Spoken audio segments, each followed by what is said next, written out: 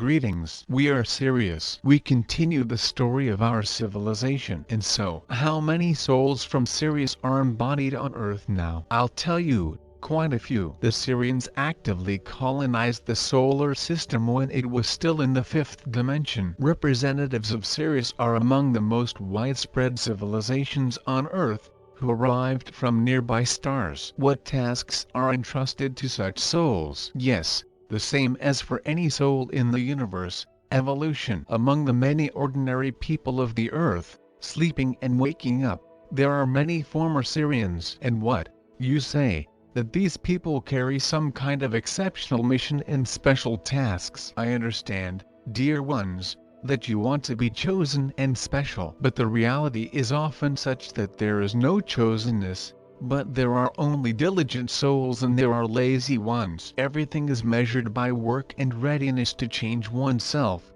discarding the old. We, the higher powers, would like you all to be chosen ones, and you would choose yourselves as servants of the idea of goodness and justice. If you would stubbornly bring good to the whole world and actively become nicer, more decent and more reasonable, you won't even move. And that's wrong. The motivation to create life must come from within. How can you define a typical Sirian in your world by appearance and occupation? Yes, the Sirian genes have dissolved in the genes of other civilizations that arrived on Earth. For many millennia you have not conceived children only with representatives of native civilizations. After all, so you mixed blood. Genetically pure births are no longer anywhere on Earth, and therefore you are pure-blooded Sirians. You won't find it anywhere. However, you can notice our gene both in yourself and in other people, remembering how we look. Blue eyes, dark hair and occasionally blonde. This is our typical appearance. Despite the fact that we have almost all varieties in the color of eyes and hair. We also have a predominantly elongated face and a high forehead, directed to the sky, like our thoughts. Moreover, I should note that representatives of other civilizations have a similar appearance, like ours, who also populated the Earth. Although they have their own main genetic groups, which may be very or slightly different from us. This complicates the task. Our genes or the genes of other civilizations are manifested in your DNA, and therefore in appearance. But I'm giving you general guidelines here. By what kind of activity can you figure out the former Sirian? Our star belongs to the blue ray, and this leaves a corresponding imprint on the soul. So the Sirian loves to chat about the eternal. But this is not a criterion either.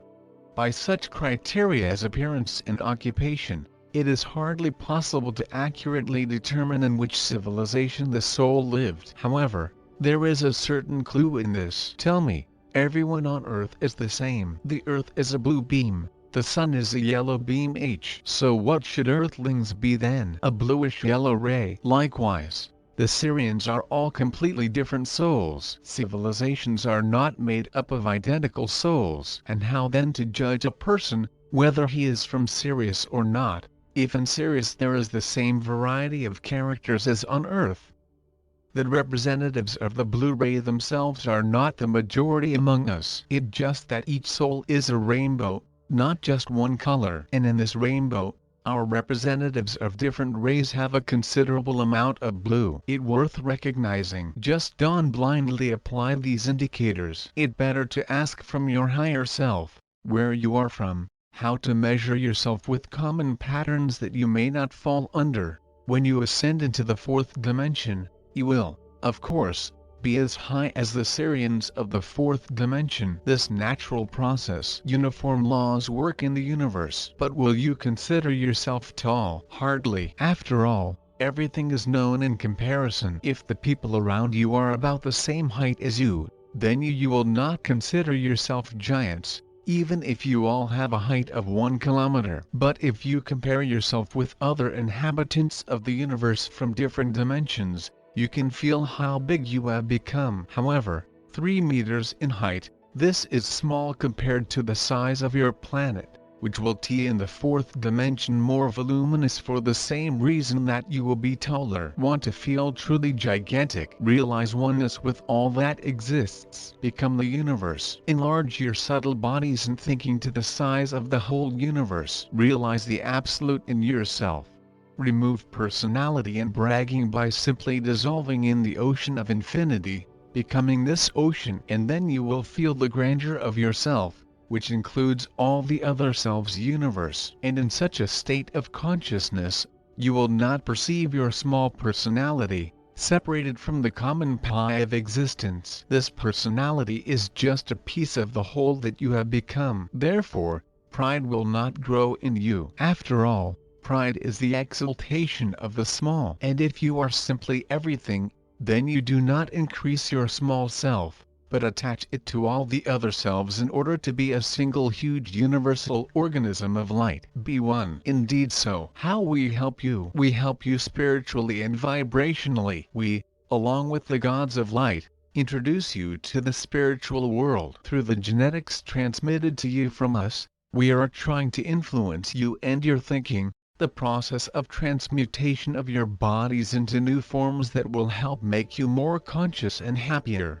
Like always has a better effect on like than different and distinctive. Therefore, our genome resonates with the genome of some of you, resulting in the release of additional energy, which enhances our influence on you. Angels are people of the fifth dimension, and there are many such people in Sirius. They are trained to serve all things, watching the souls of the third and even the fourth dimension. A considerable number of your guardian angels are our compatriots, Sirians. They are able to remotely monitor and help you without leaving their star. However, they often fly to you on a business trip to work with you more closely. Yes, basically, angels watch over souls' third measures of our star. We also have someone to follow in Sirius. We even have many more souls embodied in the physical dimension than on Earth, since we have many three-dimensional planets that have retained life on themselves. But we do not leave our own. A noticeable part of humanity is our former fellow citizens and brothers. And the angels, the Sirians of the fifth dimension, follow you and help on their own initiative. Representatives of other civilizations do the same, which, like us, colonize the solar system. At the same time, we help you cope with various ecological, natural and man-made disasters. We are trying to smooth out their destructive influence to the maximum with the help of our ships and special installations in them. As I already said in one of the dictations of this series, our ships that directly visit the Earth are in higher dimensions and temporarily materialize in order to exert the strongest influence on your dimensionality. And then they decompress again, continuing to ply the Earth in a state invisible to you. After all, you are not able to see our thin material ships with physical vision, and, of course, we help to you through giving messages received by different contactees of the Earth. And you can notice that in essence the messages from the Ascended Masters and friendship these civilizations are identical. Together we carry a charge of positive energies. We are luminiferous. You probably feel that you are being given messages of essence from another dimension. And this is an indicator that not three-dimensional beings are speaking to you, but beings of light, similar to angels and other beings of love. So we are angels, and even gods. Given that our civilizations live on different levels of multidimensionality, but you perceive us as alien civilizations, and you immediately appear in your head flying saucers and super advanced technologies. But you associate angels with beings holding a shield and a sword in their hands, dressed in armor and flying back and forth. You form this image because of your religions and eras in which they reigned. You use the images of your world in relation to the images of angels. And angels have both spaceships and technologies, and most of them live on other planets, in stars and galaxies. These are just civilizations of souls ascended to higher dimensions. And you will become angels when you collectively ascend to higher dimensions. And you will also have spaceships with super technologies. But you can also use swords as laser systems or plasma weapons close combat, and the armor will be able to protect you. In our world, It's all used at the same time. So you divide the same thing into completely different camps. Angels and friendly aliens. Only this does not correspond to reality. Be wise and reasonable. Call us. We are Sirius.